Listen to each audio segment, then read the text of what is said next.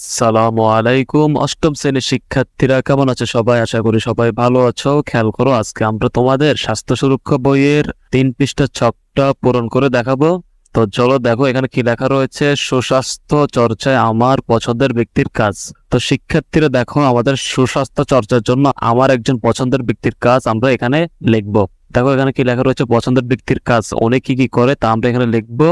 এই কাজের জন্য ওনার কি কি প্রভাব পড়ছে, এই প্রভাবগুলো আমরা শিক্ষার্থীরা এখানে লিখবো। ঠিক আছে, তো শিক্ষার্থীরা চলো এই ছকে তোমরা কি লিখবে তার একটা নমুনা উত্তর তোমরা দেখে নাও। শিক্ষার্থীরা দেখো, তোমাদের সুবিধাতে আমি 3 পৃষ্ঠার যে ছকটি ছিল তার একটি নমুনা উত্তর তৈরি করে তোমাদেরকে দেখাচ্ছি। দেখো, সুস্বাস্থ্য চর্চায় আমার পছন্দের ব্যক্তির কাজ। দেখো শিক্ষার্থীরা, পছন্দের ব্যক্তির কাজ আমি তোমাদের সুবিধার্থে একজন পছন্দের ব্যক্তির কাজের নমুনা আমি তোমাদেরকে লিখে দেখেছি। শিক্ষার্থীরা খেয়াল করো, পছন্দের ব্যক্তির কাজের ভিতরে প্রথমে তোমরা লিখবা তাড়াতাড়ি ঘুমাতে যান এবং ভোরে ঘুম থেকে উঠেন। তো এই কাজের প্রভাবে কি হয়, শিক্ষার্থীরা সুস্থতা বজায় থাকে। তারপর দেখো, শিক্ষার্থীরা সকালে ও রাতে দাঁত ব্রাশ করেন। এই কাজের প্রভাবে কি হয়, শিক্ষার্থীরা দাঁতের বিভিন্ন রোগ থেকে রক্ষা ও মুখের দুর্গন্ধ দূর করে। তারপর দেখো শিক্ষার্থীরা, তোমরা লিখতে পারো নিয়মিত হাঁটা চলা ও ব্যায়াম করেন।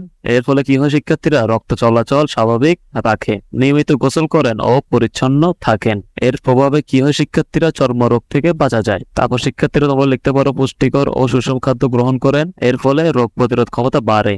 আত্মীয় ও প্রতিবেশীদের সাথে নিয়মিত যোগাযোগ রাখেন। এর প্রভাবে কি হয়, পারস্পরিক সুসম্পর্ক বজায় থাকে। সামাজিক কাজে অংশগ্রহণ করেন। এর ফলে কি হয়, শিক্ষার্থীরা সামাজিকতা রক্ষা হয়। তারপরে তোমরা লিখতে পারো বাড়ির চারপাশ পরিষ্কার পরিচ্ছন্ন রাখেন। এর ফলে রোগ জীবাণু দূর হয়। নিয়মিত ধর্মীয় কাজ করেন ও বিধিনিষেধ পালন করেন। তো এর ফলে কি হয়, শিক্ষার্থীরা অন্যায় কাজ থেকে বিরত থাকা যায়। তো শিক্ষার্থীরা, তোমরা এই নমুনা উত্তরটি থেকে ধারণা নিয়ে তোমরা তোমাদের মতো করে তোমাদের বইয়ে যে ছকটি রয়েছে তা তোমরা পূরণ করে ফেলবে। ঠিক আছে, আশা করি শিক্ষার্থীরা তোমরা নমুনা উত্তরটি দেখে ছকটা পূরণ করতে পারবা। পরবর্তী ভিডিও ক্লাসে শিক্ষার্থীরা আমরা এই যে 4 পৃষ্ঠার এই ছকটা পূরণ করে দিব এবং 5 পৃষ্ঠার এই ছকটা তোমাদেরকে পূরণ করে দিব। তো শিক্ষার্থীরা, পরবর্তী ভিডিও ক্লাসটি পাওয়ার জন্য তোমরা ভিডিওর নিচে যে সাবস্ক্রাইব লেখা রয়েছে ওই সাবস্ক্রাইব লেখার উপরে ক্লিক করে রাখো, যাতে পরবর্তী ভিডিও ক্লাসটি আপলোড করার সাথে সাথে তোমরা মোবাইলে পেয়ে যাও। তোমরা এরকম স্বাস্থ্য সুরক্ষার ক্লাসগুলো তোমাদের সহপাঠীদের সাথে শেয়ার করে দিতে পারো, যাতে তোমাদের সহপাঠীরাও এভাবে খুব সহজে স্বাস্থ্য